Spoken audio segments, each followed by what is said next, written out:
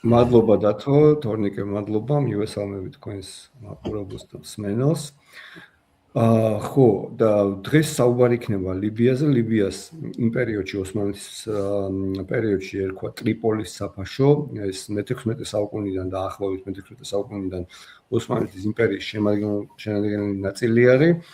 და ჩვენთვის საინტერესო პერიოდში აქ უკვე დინასტიური მმართველობა იყო, მათ მართავდნენ ყარამანიანთა დინასტია.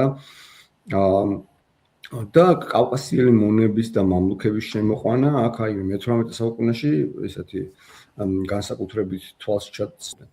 ეხლა ისევ რომ დაუბრუნდეთ ჩვენ ამ ტრიპოლის საფაშოს, ეს მუსტაფა გურჯი ცოლად მოიყვანა ფაშას ის რა ქვია ქალიშვილი, შვილებიც ყავდა მასთან და იმდენად დიდარი ადამიანი იყო, რომ ფოტომა გამოგზავნილი თორნიკე მეჩეთი ააშენა, რომელსაც ქვია გურჯის მეჩეთი.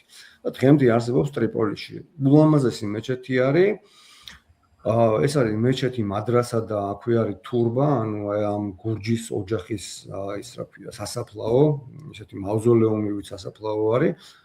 ანუ ეს მეჩეთი მაგალითად ლიბიის მარკებზე, ლიბიურ ფულზეც არის დატანილი, გურჯის ქუჩა არსებობს, უბანი არსებობს, ოაზისი არსებობს.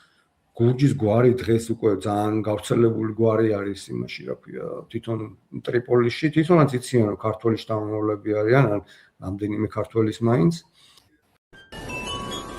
დარიო რადიო, მუდამ კარგი დარია.